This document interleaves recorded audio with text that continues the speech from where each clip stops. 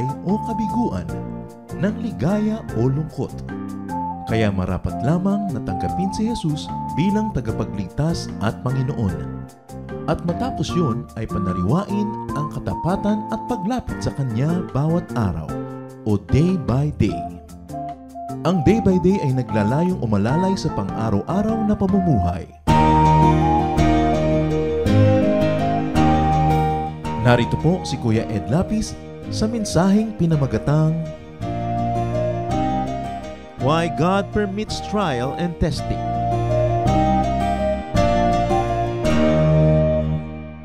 Sabi po sa 1 Peter 1:6-7, In this you rejoice, though now for a little while, you may have to suffer various trials, so that the genuineness of your faith, more precious than gold, which though perishable is tested by fire, may turn into praise and glory and honor at the revelation of Jesus Christ. I'd like to share with you this morning 7 truths about trials and hardships. And the first truth that we want to discuss is that every Christian experiences period of trials and hardships. Wala pong exempted. Every Christian experiences periods of trial and hardship. Una, we suffer as part of the world and the world system. We suffer because we are part of this world. For instance, kung may bagyo, hindi naman exempted ang mga anak ng Diyos. No? At kung may tag-init, hindi naman tayo sinusundan ng mga air conditioning na dala-dala ng mga anghel. Naiinitan din tayo. Kung may pollution, tayo man ay nadadamay. May mga calamity. At pati sa mga traffic jams, kasali tayo dyan. Hindi tayo exempted. From epidemics. Kung may mga usong mga sipon, tayo ay nagkakasipon din. At kung may mga ubo ang mga katabi natin, tayo ay nahahawa. Maliban na lang if God in His infinite wisdom would choose by miraculous intervention against His very own laws of nature, would exempt you and me. The natural thing to happen is kasali tayo. So we suffer because we are part of the world. Sabi nga niya, He sends the rain on the just and the unjust. Kung kaya pag kami lindol, kasama rin tayong nakakalog. Hindi tayo exempted dyan. At isa pa, as number one, we are part of the world. And again, as Christians, we are apart from the world. And because of that, we also suffer. It's ironic. We suffer because we are part of the world and also because we are apart from the world. Now, those Christians that are apart from the world are two kinds. Number one, yung mga apart from the world na sila, born again na, pero disobedient pa sa Diyos. And then you suffer. And in that case, those sufferings are well-deserved. They come in the forms of chastisement. Mga palo ng Diyos. Kumbaga sa magulang na mamalo ng anak, hindi ko mo nagalit ang magulang ay hindi ka na anak ka pa rin, kaya ka nga pinalo. So we suffer because of the fact that we are supposedly apart from the world, but we join the world with its sin. And so we suffer the consequences. And then there's a third group of Christians that suffer. Those that are very holy, those that are almost holy, those that are doing their best almost every time to please God, nagsasuffer pa rin sila. Why? We are to expect suffering if we belong to God. Sabi ng Matthew 5:10-12, Blessed are those who are persecuted for righteousness' sake, for theirs is the kingdom of heaven. Blessed are you when men revile you and persecute you and utter all kinds of evil against you, falsely on my account. Rejoice and be glad, for your reward is great in heaven. For so men persecuted the prophets who were before you. Kung kayo po ay tatanggap sa Panginoong Jesus bilang tagapagligtas at personal natin na Lord, expect difficulties. Hahagisan tayo ng mundo ng lahat ng klaseng problema, lahat ng klaseng kantsaw, lahat ng klaseng difficulties. Sabi niya ni Lord, huwag kayong magtaka. They persecuted all the prophets before you. And if you want to go where the prophets are now, dapat kasama ka nila sa suffering din. Expect it.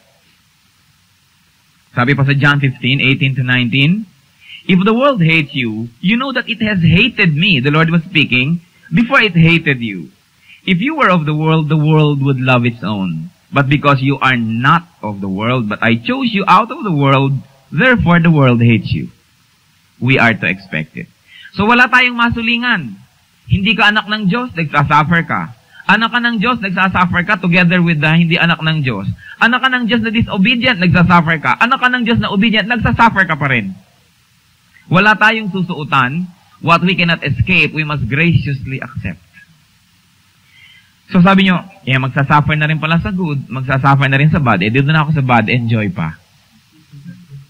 Sabi po ng 1 Peter 3:17, it is better to suffer for doing right, if that be God's will, than to suffer for doing wrong.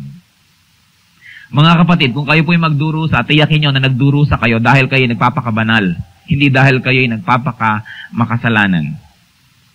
Mamimili na lang tayo ng suffering, yun na lang may point. Di ba? Then number 2 truth about trials and hardships. These periods of trials and hardships come and go. Wala namang taong hindi na siya tinantanan ng trials and hardships buong buhay. May recess naman yan. Sabi po sa 1 Peter 1:6, for a little while, dumadating ang mga trials. Temporary lang. 2 Corinthians 4:17 says, for this light momentary affliction is preparing for us an eternal weight of glory beyond all comparison. Sandali lang daw po yan. Sandali lang. At kung nakikita natin na sandali lamang ang isang trial, ang isang hardship, sabi nga when winter is here, can spring be far behind? Nagkakaroon na tayo ng lakas ng loob na, sige na, I will have to win over this situation. After all, it's going to be temporary. Kung nakakakita tayo ng luna sa ating mga hinaing just there beyond the horizon, then lalo tayong nai-strengthen. Alam natin. At ang isa sa mga recorded and dramatic events of trials kay Job sa Bible, although napakahaba, ay natapos din naman. Makikita natin na ang lahat may hangganan din, lalo na nga yung mga pagdurusa na yan. Another truth about trials and hardships, these trials and hardships are for a purpose. At ito ang magiging main meat ng ating discussion. May kabuluhan ang lahat at may dahilan. Hindi nabobora ang Diyos sa langit na walang magawa. Mabigyan nga ng mga disaster ang aking mga anak nang ako'y maaliw. Trials and hardships are for a purpose. Sabi po sa Romans 8:28, we know that in everything God works for good with those who love Him, who are called according to His purpose. Sabi ng ibang version, everything that happens is a blessing to those who love God and obey His commandments. Ngayon, yung nangyayaring disaster, you are disobedient, hindi blessing yun. That is a chastisement, which when looked from a proper angle can also become a blessing if we would use it to learn and to educate ourselves. What are the purposes of trials and hardships? One purpose, to prove our faith. Ang Genesis 22 po ay napakaganda ng kanyang account. Ikinukwento kung paano sinubok ng Panginoon ang faith ni Abraham. Hiningi niya si Isaac na kaisa-isang anak ni Abraham na i-offer. Wala nang patumpik-tumpik pa in-offer na nga ni Abraham ang kanyang anak. At nung kanya na lamang i-offer at papatayin at sasaksakin ng bata sa ibabaw ng altar, ay pinigil siya ng Diyos, ng anghel ng Diyos, at sinabing, huwag mong gawin yan. The Lord has proven your faith. Trials are meant to prove our faith, not to disprove it. Although merong mga pagdumadating ang mga trial ay sinusumpa na ang Diyos, minumura na ang kanilang mga anghel de la guardia dahil sila'y nagagalit sa Diyos, nagtatampo. Every trial that comes is meant to prove, not to disprove our faith. Then another purpose is to strengthen that faith by exercise. Alam niyo ho, yung mga athletes, yung mga dancers, yung mga kung sino-sino pang physical enthusiasts, sila'y panay ang ensayo. Bakit? Dahil pagka nagbuhat ka yata ng 3 kilos ng dumbbell, kabubuhat mo mamaya, 5 na yung binubuhat mo, kabubuhat mo, 10 na. Nai-strengthen. Ganyan din po ang faith. As we use our faith and apply it in daily life, napuprove natin, oo nga, talaga palang faithful ang Diyos. So next time may mas mabigat na problema, kaya mo nang harapin yun dahil na-strengthen na yung faith mo. At dahil naharap mo yun at nagtagumpay ka, kaya mo na naman yung mas mabigat. Parang weight yan, you've got to exercise that faith. And unless you exercise it, mananatili yan na isang parang malnourished at nangangayayat na faith. No exercise. We've got to exercise that, and that's one of the purposes of the trials and hardships in life, to strengthen our faith. Tungkol po kay Abraham, may ikinukwento ang Romans 4:20, sabi, no distrust made him waver concerning the promise of God, but he grew strong in his faith as he gave glory to God. It is a progressive kind of growth in the faith. Meron pa pong isang purpose ang trials and sufferings, to discipline and educate us. Sabi po sa Hebrews 12:5-11, napakaganda po ng sinabi dito, and have you forgotten the exhortation which addresses you as sons? My son, do not regard lightly the discipline of the Lord, nor lose courage when you are punished by him. For the Lord disciplines whom he loves, and chastises every son whom he receives. It is for discipline that you have to endure. God is treating you as sons. For what son is there whom his father does not discipline? If you are left without discipline, in which all have participated, then you are illegitimate children and not sons. Besides this, we have earthly fathers to discipline us, and we respected them. Shall we not much more respect and be subject to the Father of spirits and live? For they disciplined us for a short time at their pleasure, but God disciplines us for our good, that we may share his holiness. For the moment, all discipline seems painful rather than pleasant. Later, it yields the peaceful fruit of righteousness to those who have been trained by it. Napakaganda po na insight ang ibinigay sa atin ng Hebrews about discipline. And Hebrews 5:8 adds something else about the Lord. Sabi po, although he was a son, he learned obedience through what he suffered. Dahil po sa ating mga sufferings, tayo ay nadidiscipline. We learn the rules of nature and we learn to respect them. We learn the rules of God and we learn not to break them because we see the painful fruit of breaking the rules of God. So, trials and hardships discipline and educate us. They also humble us.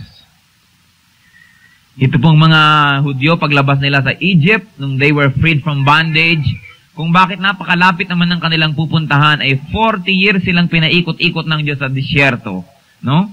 Sabi po sa Deuteronomy 8:23, and you shall remember all the way which the Lord your God has led you to those 40 years in the wilderness, that he might humble you, testing you to know what is in your heart, whether you would keep his commandments or not. And he humbled you and let you hunger and fed you with manna, that he might make you know that man does not live by bread alone, but man lives by everything that proceeds out of the mouth of the Lord.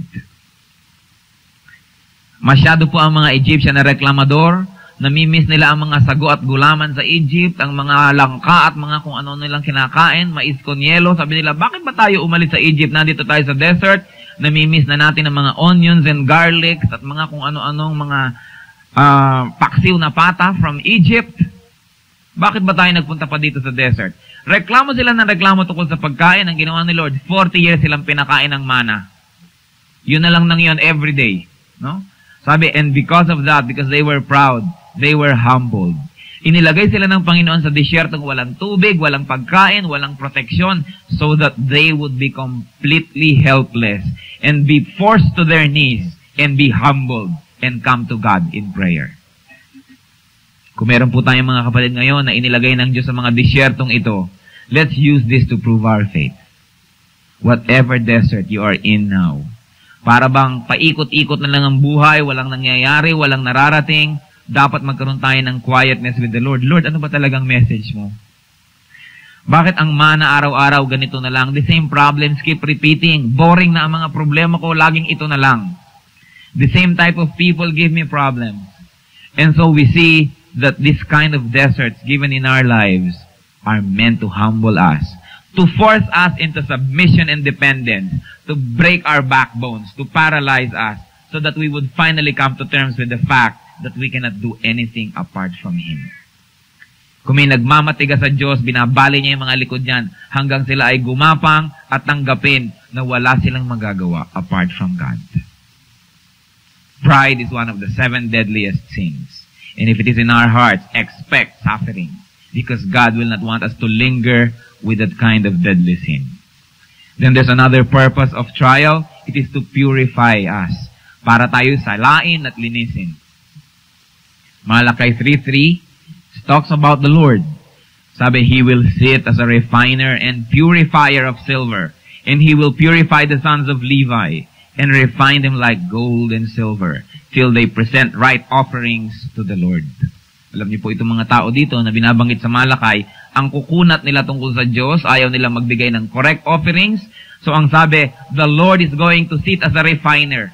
Alam niyo po, itong gold and silver, dumadaan niya sa apoy, pinapakulo at humihiwalay lahat ng impurities hanggang ang matira na lamang yung dalisay at pure na ingredient niya.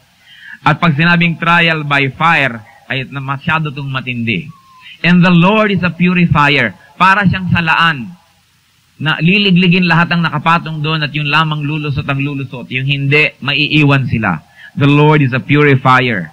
And trials are the instruments of God in purifying us. Humihiwala yung mga masasama nating bisyo, masasama nating mga ugali, mga mali nating attitude about God pag dumadaan tayo sa mga trial, and if those trials are taken well. There's another purpose to suffering. It is to qualify us to help others. Sabi po ng 2 Corinthians 1:4 tungkol sa Lord, the Lord comforts us in all our affliction, so that we may be able to comfort those who are in any affliction, with the comfort which we ourselves are comforted by God. Said plainly, binibigyan po tayo ng Diyos ng mga ganitong klaseng comfort, not only for our own use, but so that we could comfort others. Marami po ang nakikilala ng mga Christian counselors, na ngayon sila yung mga counselors na nasabi nilang, thank you Lord, binigyan mo ko ng santambak na problema nung araw.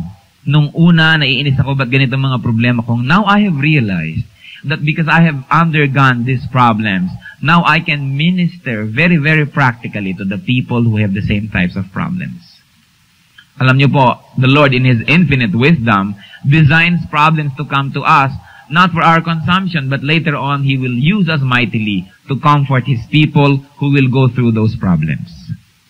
And I have seen with my eyes people who walk the earth, who have undergone so much, yun pala gagamitin sila ni Lord as mighty counselors pagkatapos.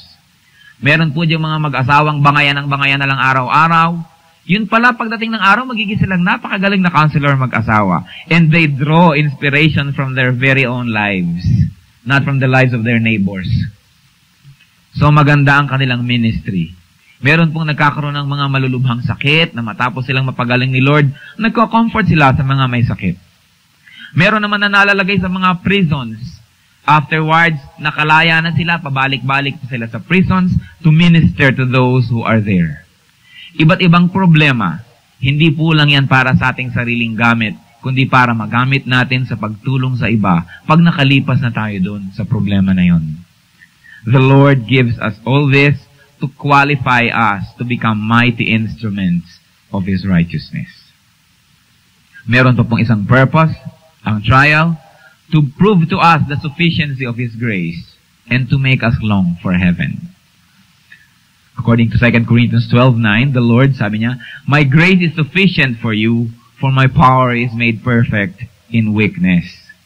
Kung kailan tayo mahina, lalo nating nakikita ang strength ni Lord. Naranasan nyo na ba na nagkatrangkaso na hindi nyo maikurap ang inyong mata sa hina ng inyong katawan? Na kung kailangan kang kumain ay kailangan ka pang subuan at ibangon because you are so weak? And once you are so weak, you appreciate the strength of the people around you. How come itong kapatid kong babae o itong nanay kong babae na mahina on ordinary days, ngayon siya ang strong at natutulungan niya ako dahil ako'y nakahiga dito at helpless? We appreciate the strength of people when we become very weak. And that, in the same way, will make us appreciate the strength of the Lord in our weakness, if we apply the strength of the Lord in our own weaknesses. So trials and sufferings are meant also to make us realize the grace of God. It is there available. And to make us long for heaven. Sabi nga po, to live is Christ thou and to die is gain. Pero ang sabi ni Paul, my desire is to be with the Lord, for that is far better. Kung minsan dumadating sa ating panahon na napakarami ng mga trials at napakarami ng hirap, we want to go to heaven and with the Lord to rest with Him. Kaya nagkakaroon tayo tuloy ng very healthy longing for heaven. Although it's unhealthy if you killed yourself para ka madali. Dahil baka sa iba ka mapunta. It's very deadly to think na dapat natin gawin yun. But to live is Christ and to die is better because to die is gain. Mabalik po tayo sa mga 7 truths na pinag-uusapan natin na tungkol sa trials and sufferings kasi nagbigay lang ako sa inyo ng mga expounding on the purposes of suffering. There's another reason, another truth about trials and hardships. Trials and hardships are varied. Iba-iba. Meron pong physical trial, weakness, ano ba, ang hina-hina mo, or sickness, it can be a trial, or infirmity, or abnormality, it can become a trial. Physically, bakit ganun? Yung iba malakas, ako hindi. Pag ihip ng hangin, may sipon ako, ba't naman sila hindi? No? Pagka umulan, inuubo na ako, sila hindi. It can be a trial.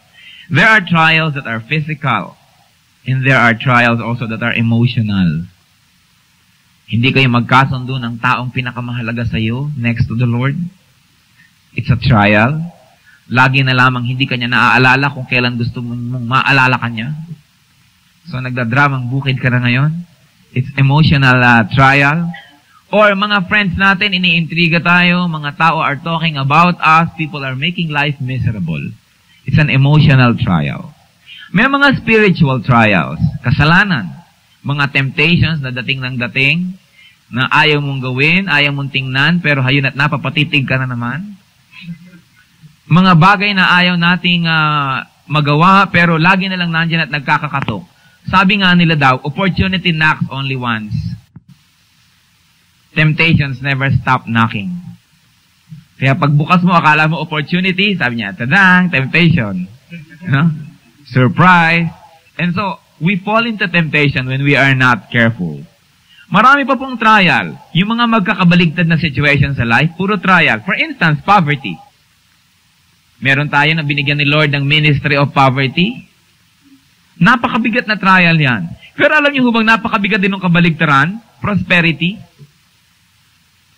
May kasabihan nga daw, whom the gods, yung sa mga letter G, wish to destroy, they first make rich. Kasi nababaliw na, pag napakarami ng pera, hindi na maintindihan kung anong gagawin.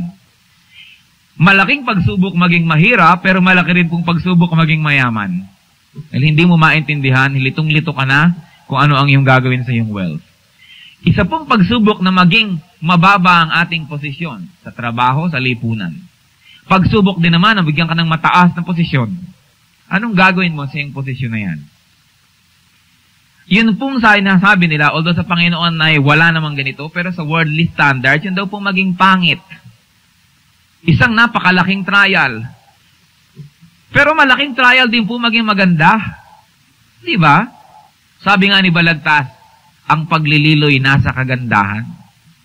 And Lady Macbeth said, look like an innocent flower, but be the serpent under it.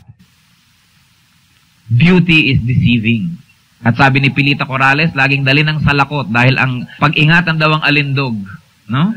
Ang ganda ay sadyang kay rupok. So, trial yan. Maging maganda ka, maging hindi ka maganda. Trial pareho. Dahil yung hindi maganda, lagi na lamang nagmumukmuk, ba't hindi ako maganda, no? Nagrereklamo siya sa Diyos. Yun namang maganda, nagiging proud. Nagagalit din sa kanya ang Diyos. In both cases, it is a trial. Yun pong maging obscure, yung hindi ka ba kilala, trial yan. Biruin mo kahit wala ka ng 1 taon, hindi ka man lang na-miss. Lahat na lang ng handaan, hindi ka naiimbita. Para bang the world will be the same kahit ka mawala. It is a trial. Pero yun pong maging very popular, malaki ding trial yan. Because it becomes a test of our what? Pride. And also, natetest ang ating sense of direction and sense of priority. Lahat ng handaan, lahat ng sosyalan, you're invited.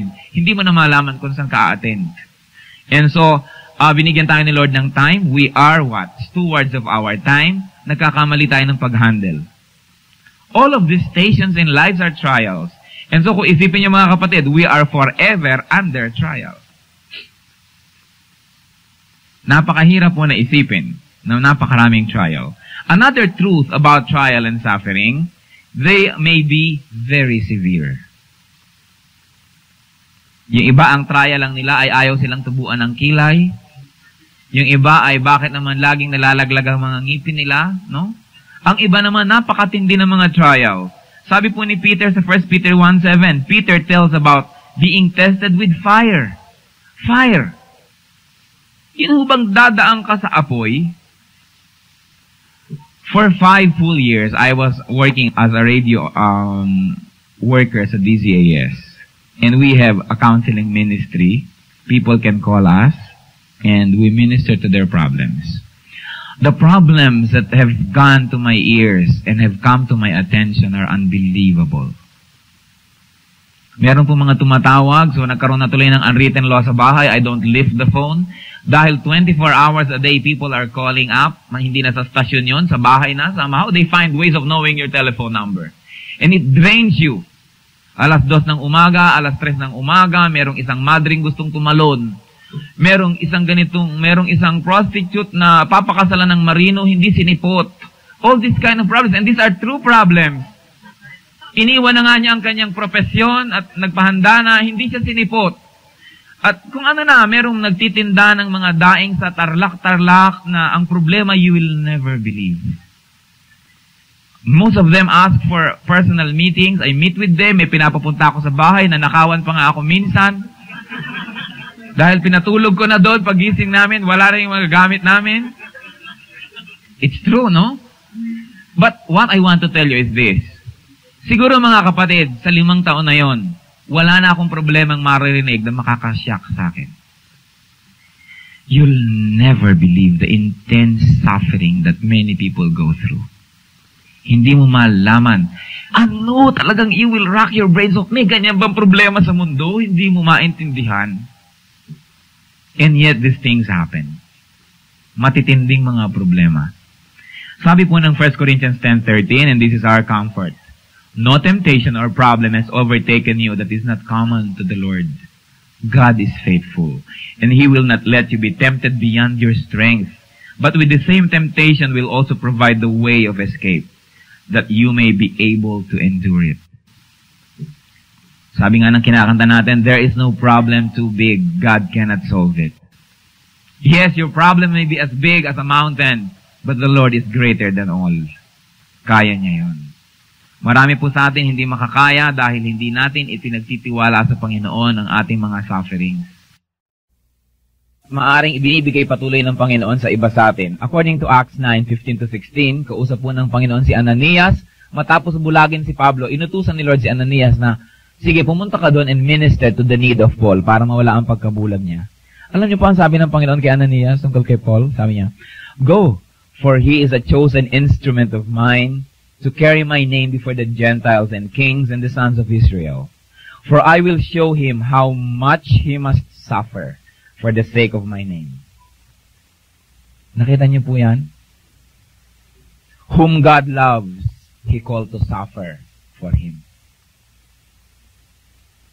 Kung wala po tayong makitang suffering for the Lord, nakakatakot yan. Baka hindi tayo mahal. If everything is rosy, and as we always say, even if there is a rose, you must take the thorns together with the rose. Whom God loves, He calls to suffer for Him. Tumawag po kayo at ipakita niyo sa akin ang isang dakilang babae o lalaki sa Bible na ginamit ng Panginoon na hindi nag-suffer. Lahat sila. Ang mga propeta died tragic deaths in the hands of the people. The leaders were forever being scorned, no? Hindi sinusunod, binibigyan ng mga problema ng kanilang mga followers. Laging kutakot-takot ang sangkaterma nilang mga suliranin sa buhay. Think of anyone in the Bible whom God loved and did not let go through suffering. Whom God loves, He calls to suffer. It is a fact. Then there's another truth about trials and sufferings. They are related to the future. Meron po silang kinalaman sa kinabukasan. Sabi po, trials, once patiently gone through, will bring praise and honor and glory at the appearing of Jesus Christ. So, ang mga trial po pala is an event to win a crown of righteousness for eternity. It's also an event to lose, if you choose to lose. Pero sabi ni Lord, my grace is sufficient for you. Dapat lahat tayo conquerors. Kasi pag talunan tayo, mali eh. Because the Lord is a conqueror, and He apportions His grace to us. Kung gagamitin natin, tayo ay mananalo. Hindi to compete, but to win for the sake of righteousness. Think in terms of eternity. Kung minsan meron kayong taong gusto niya na talagang ilibig ng buhay dahil naiinis kayo sa kanya, o gusto niyang pagsabihan ng masakit na salita, pero you hold it. Dahil sinasabi mo, 2 days from now, lilipas din ito, maaalala pa niya lagi yung sinabi ko. Sige, wag na lang. Think in terms of eternity, na ang ating mga reaction ngayon sa mga trials sa buhay will be viewed in terms of eternity forever. Siguro magiging tayong stronger to go through these difficulties. Gawin po natin ang motto, this too will pass. Lilipas din ito. Kaya si Job ba naman na hindi na lang nga binigyan ng sakit, na balot pa ng mga kung ano-anong boils at galis ang katawan, namatay lahat ng anak, ang lahat ng ari-arian na wala, pati sarili niyang asawa, kinukutya na siya. Tigilan mo na yung kawa-worship sa God mo, ano ba? And he said, the Lord gives, the Lord takes away. Bakit ganun gusto na lang natin the Lord gives, the Lord gives. If the Lord takes away, heto na tayo, tampo na, problema na, nagtatampo sa Diyos. The Lord gives, the Lord takes away. Napakaganda po ng kanyang naging policy, and of course, the Lord honored that. The last truth that I'd like to share with you about hardships today, of course, it's not the final truth, but just for our discussion. The secret of victory, patience, and endurance is an ever-present vision of the Lord Himself. Sa Panginoon tayo titingin para tayo manalo. Sabi po ng 2 Corinthians 4:16, so we do not lose heart, though our outer nature is wasting away, our inner nature is being renewed every day. Ang nagsasalita po dito ay mga anak ng Diyos na nalalatigo, na nasusugatan, kinakaladkad sa mga lansangan, binabato, kung kaya pasapasa na ang mga katawan. Sabi nga po ng isang disciple, therefore, let no man disturb me, for I bear on my body the marks of Jesus Christ. Ngayon, kung marks of pagiging maton, marks of pagiging aggressive, that is another story. Sabi po niya, our outer nature, our body is wasting away, but our inner nature is being renewed every day. For this slight momentary affliction is preparing for us an eternal weight of glory beyond all comparison. Because we look not to the things that are seen, but to the things that are unseen. For the things that are seen are transient, but the things that are unseen are eternal. Look at Jesus. He suffered on the cross. Lumipas din. Ang mga disciples nagsuffer, lumipas din. Ngayon, kasama na sila ng Panginoon. Yung nagpasasa sa mga kasalanan, lumipas din ang sarap. Ngayon, nasa na sila? Buti nga tayo, tinetest lang by fire. But those who are not in the Lord will be with fire forever. So, nakikita natin na lilipas din ito. Titingin tayo sa Panginoon para tayong magwagi, hindi sa kapwa-tao. Dahil pag tumingin tayo sa kapwa-tao, lagi tayong matatalo. Pagka ang leader, ang pastor, ang teacher ay nagkasala, para ka na rin may lisensya magkasala, wrong. We look at Jesus, the author and finisher of our faith. Of trials and hardships, but they come and go. They are for a purpose. They are varied. They may be severe. They are related to the future. And the secret of success is an ongoing, fixed vision of the Lord. Now, there can be various reactions to trials and hardships. Yung mga negative reaction, pwede kayong mag-give in. Talagang, eto na yung trial, sige na nga, bibigay na ako. Talagang hindi ko na to kaya, magpapakain na ako dito sa system na to. Or some can give up. Worse than giving in, there are people who give up. Biglang uminom ng Clorox para wakasan ang buhay. Diba? Sumakay sa Ferris wheel at nung nasa taas ay tumalon. Some people give up. And it should not be done. Meron naman na nagiging, okay, patuloy silang lumalaban sa hamon ng buhay, pero nagiging silang bitter and miserable. Huwag mong makakausap yan at talagang kung ano-anong marinig mo, malayo pa lang kitang-kita mo na magkasalubong ang kilay. Pag may ginagawa, nagdadabog. Yung bitter ang life nila, there's no joy, it's miserable. It is such a joy not to have them around. And then meron naman na nagko-question ng wisdom ni Lord. Tinatanong nila, Diyos, bakit ganito? Ba't ako na lang? Lagi na lang ako napakakainitan ng Diyos. Buti pa hindi ako na-born again. Mula nung na-born again ako kung ano-ano na nangyari, minalas na ang buhay ko. I have heard this many times. These are the negative reactions to problems. Meron pong mga positive. And let's use them. Yung diniscuss natin kanina, let's use these trials and hardships to prove our faith, to strengthen our faith, to discipline and educate us, to humble us, to purify us, to qualify us to help others, and prove the sufficiency of God's grace. Alam niyo po, in conclusion, I have this very short story to tell. Meron daw pong isang napakatarik na bundok at sa gilid niya ay meron lamang parang landas na halos mahulog-hulog ka na nga sa bangin pag naglalakad ka. At sa kaharian na ito ay yung king ay napakaraming mga tao na dumadaan doon everyday. Meron pong biglang mga bato na ang lalaki na matatalim pa. Na, ano ba itong malalaking bato na to at nakaharang? Eh, hindi na nila pwedeng ikutan, mahuhulog na sila dito. Yung po mga ibang naglalakad, hindi nilang tumuloy. Ay, ang dami namang bato pala ngayon. Hindi sila tumuloy. Meron naman ang gigilid-gilid dun sa mga bundok-bundok, iniiwasan nila yung bato. So, nagagalos-galusan sila. Merong dito sa kabila ng gilid, nagkandahulog-hulog yung iba. But there was this wise man, nung makita niya tong rock na ito, na nakahalang sa kanyang daan, kasi ganyan lang kakipot eh. Ito na bundok, ito naman bangin. May mga batong malalaki. Inangat po niya ang batong ito para itapon sa bangin. No? At pag-angat niya, tadang, may nakita siya. Meron po dong isang supot at may sulat. May selyo ng king, no? May seal ng king yung sulat. At sabi, whoever lifts this stone and finds this purse of gold, kanya na. Kaya ginanahan siya ngayon. Lahat ng makita niyang bato, inaangat niya, tinatapon niya. Yung pala ang daming gold sa ilalim. And these are the beauty behind every obstacle and trial of life. The King of Kings, our Heavenly Father, places these obstacles and difficulties not to impede us, but to make us work for it. At pag inalis natin yun at meron tayong positive attitude, we find the purse of gold inside. Yun pong mga Kristiyano na laging umiiwas sa problema, umiiwas sa mga difficulties, at negative ang attitude, nang gigilid-gilid, naghuhulog-hulog, hindi po nila nakikita. But those who face very positively and thankfully the trials of God will find the gold hidden underneath the rock. May you be those persons. Sabi po ng 1 Peter 4:19, let those who suffer according to God's will do right and entrust their souls to a faithful Creator. Wala pong isang ibon, not a sparrow, drops to the ground without God's knowledge. There is nothing that can happen in our lives that God doesn't know. And if He knows it, if He allows it, it must be good for us. Let's pray.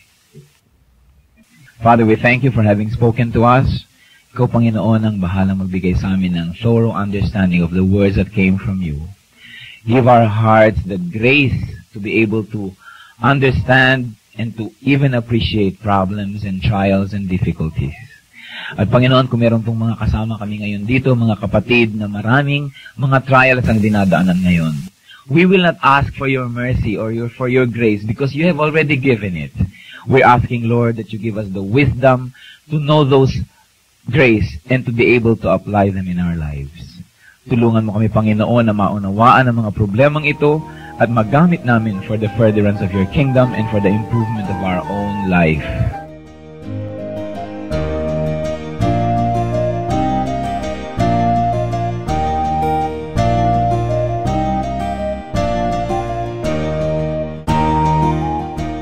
Ang katatapos pong mensahe ni Kuya Ed Lapis ay pinamagatang Why God Permits Trial and Testing.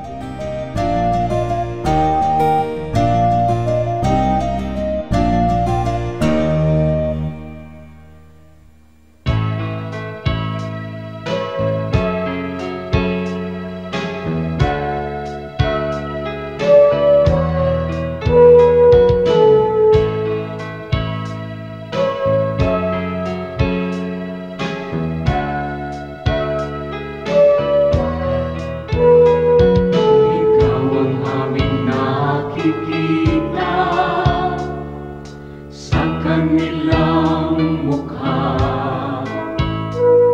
Kaya ang mabuting balita binabahagi sa mga dukha.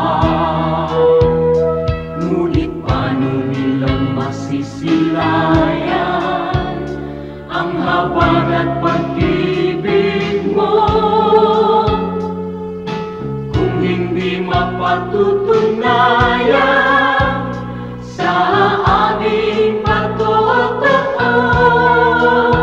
Kaya kung paano mo kami kinalingan, kung paano mo kami minahal, sa aming buhay nawa ay magbunga ng pagtitiyaga at pagpapagal sa aming kilos, salita at damdamin. Maranasan nilang totoo ang kabutihang natutunan natin na nagmumula sa'yo.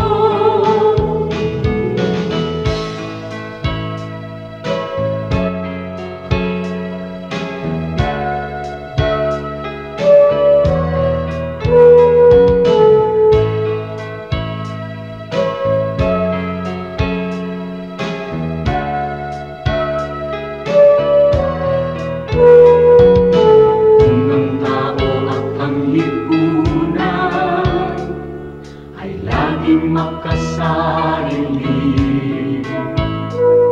sa'yo ang bagong panuntunan, ang maglingkod at magsilbi. Ang aming pananampalataya patuloy mong palaguin, at sa iyong dakilang biyaya di ka namin bibiguin. Kaya kung paano mo kami kinalingan, kung paano mo kami minahal, sa aming buhay nawa ay magbunga ng pagtitiyaga at pagpapagal sa aming kilos, salita at damdamin. Maranasan nilang totoo ang kabutihang natutunan namin na nagmumula sa'yo. Ang kabutihang natutunan namin na nagmumula sa'yo.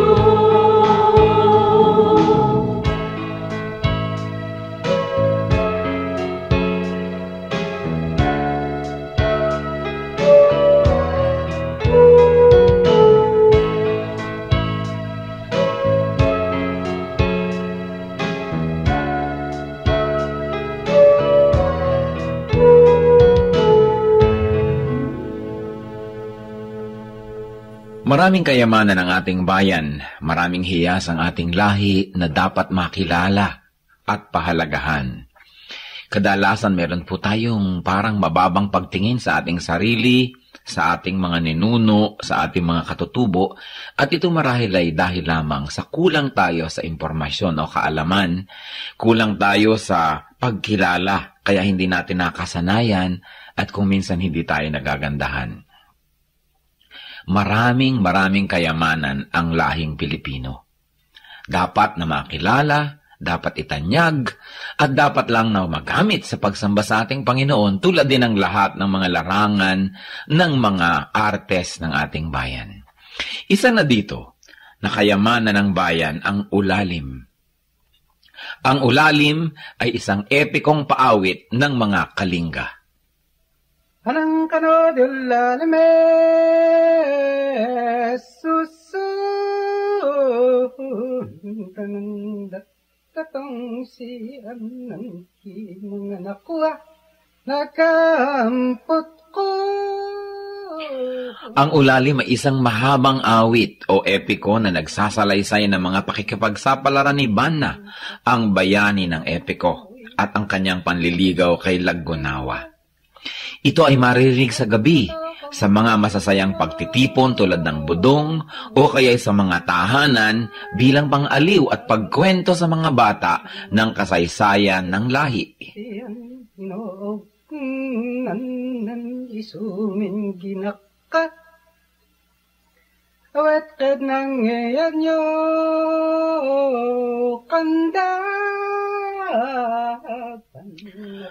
Ang ulalim ay binubuo ng mararaming kabanata na naglalahad ng katapangan, katalinuhan, kagitingan at kakisigan ng bayani. Ang ulalim ay tulad lamang ng maraming mga epiko ng Pilipinas. Ilan na dito ang Biyag ni Lamang, Darangin, Ambahan, at marami pang iba. Kanang kano dito nga lipos, kulit tong nyat pwedong isu. At ang ulalim ay inaawit. Ang awit ay isang paraan ng pagkanta. Kadalasan sinasabi natin, umawit ka, ibig sabihin kumanta. Ang awit ay isang uri ng pagkanta na parang pakwento na hinahagod ang mga tunog na parang pasyon. Ang pasyon ay isang awit. At ito isang napakatandang uri ng musika sa Pilipinas. Magpahanggang ngayon ang mga makabagong mga awit o musikerong Pilipino kapag sila'y lumilikha ng mga tunog, kahit hindi nila sinasadya, sila ay napapaawit, humahagod, at ang pag-uri ng pagkanta ay kumukulot-kulot ang mga letra na paraan ng pag-awit ng mga katutubong Pilipino.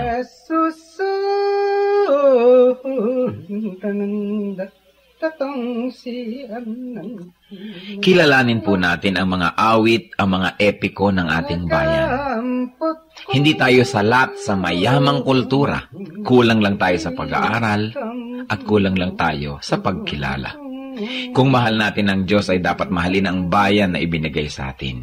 At ang bayang yan ay ang Pilipinas at ang kulturo ng Pilipinas ay dapat kilalanin, itanyag, mahalin, gamitin sa pagsamba. Ulalim, epiko, hiyas ng lahi, kayamanan ng bayan. Isumin ginaka awat kad nang ngayon nyo kanda.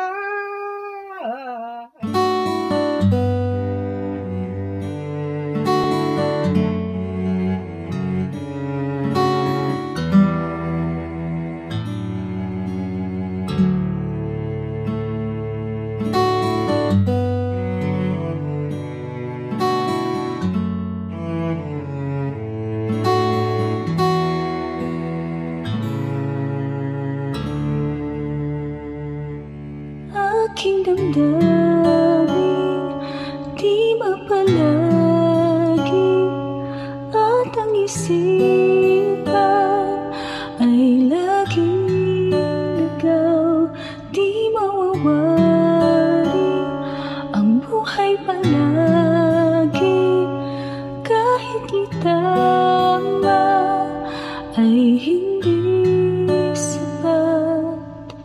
Nais kong itabang lahat, ngunit iabot at di sapat.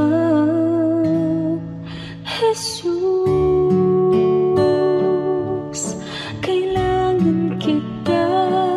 Jesus, hindi mangangamba. Jesus, pag-ibig niyo iba di mapapantayan, kahit na sinuman. Jesus, kailangan kita. Jesus, sa'yo'y di mangangamba. Jesus, sa piling niyo ako'y laging may pag-asa.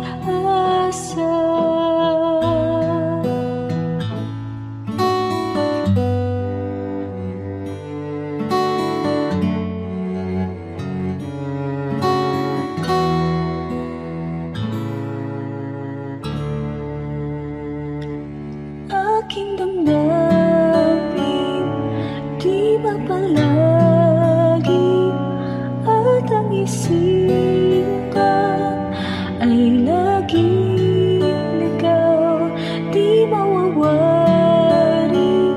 ang buhay palagi kahit itama ay hindi sapat. Nais kong itama ang lahat, ngunit di abot at di sapat. Jesus, kailangan kita. Jesus, hindi mangangamba. Jesus, pag-ibig niyo'y iba di mapapantayan kahit na sino man. Jesus, kailangan kita. Jesus, sa'yo'y hindi mangangamba. Jesus, sa piling niyo ako'y laging may pag-asa.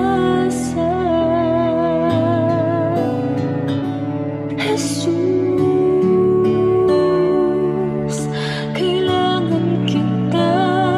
Jesus, hindi mangangamba. Jesus,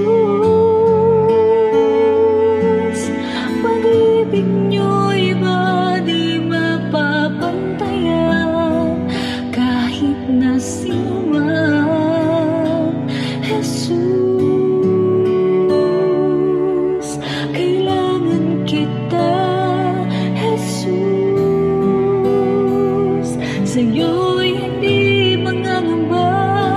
Jesus, sa piling niyo ako'y laging may pag-asa.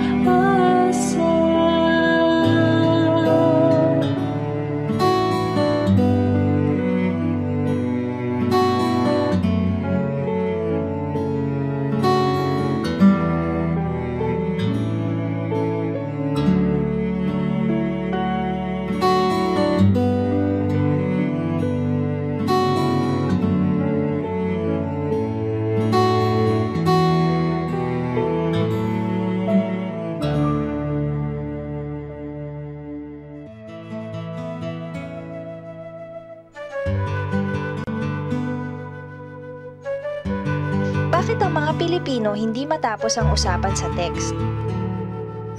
Isa sa ating kinikilalang kagandahang asal, ayaw nating tayo ang magwawakas sa anumang magandang bagay. At napakaganda yung nagte-text. Kasi nagkakaroon kayo ng communication, you have a connection. So, yung nag-thank you, sasabihin mo pa ng you are welcome. At yung nag-welcome, papadala mo pa halimbawa ng smiley na drawing. At kung ano-ano pa, kasi ayaw mo na ikaw yung hindi sasagot. Sasagot at sasagot ka pa rin, haba ng haba tuloy. Kasi ayaw nating tinatapos ang isang magandang bagay.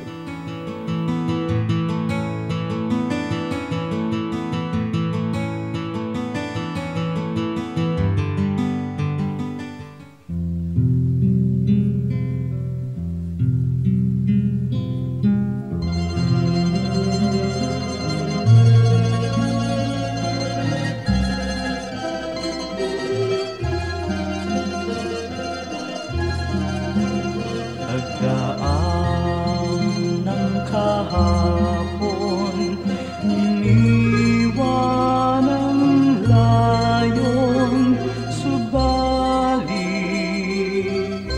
kayo'y nanatili. Ako'y piring man sa bukas, tadhana'y lumipas, panatag sa inyong kandili. O Jesus, sa ulayaw, hatid sa aking buhay, magkapal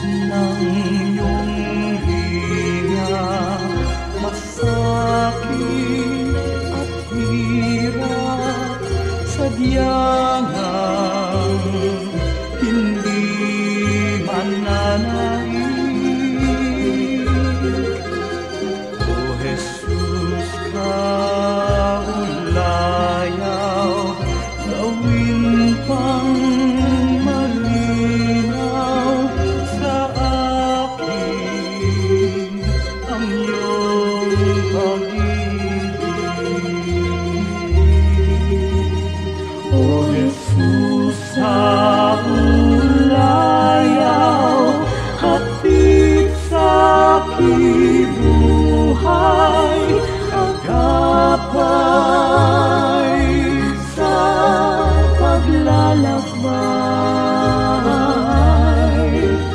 Kaibigan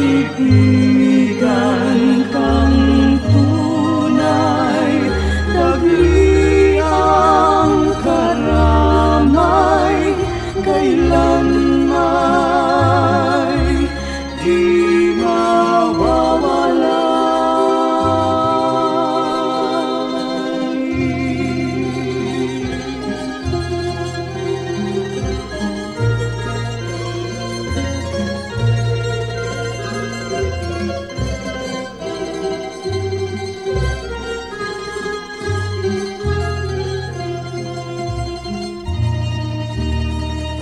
Jesus sa ulayaw,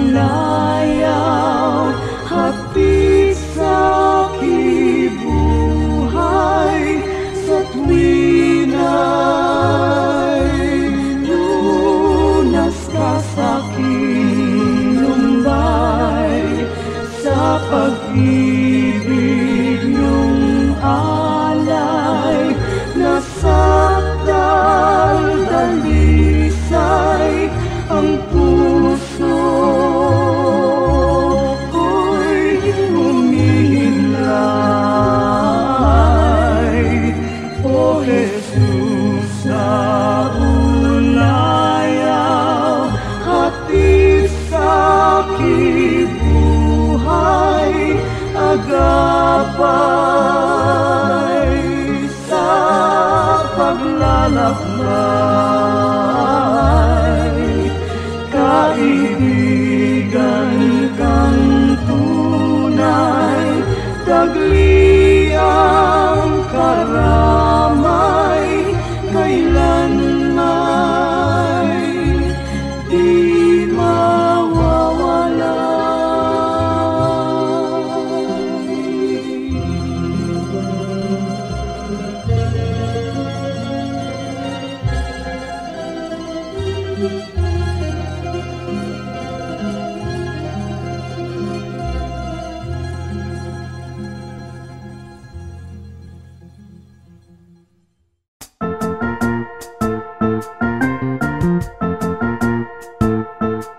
Oras na po para pansamantalang magpaalam ang programang Day by Day. Tayo po'y magsama-sama tuwing ika-6 hanggang ika-7 ng umaga, araw-araw. Magandang umaga po at mabuhay ang Panginoong Hesus!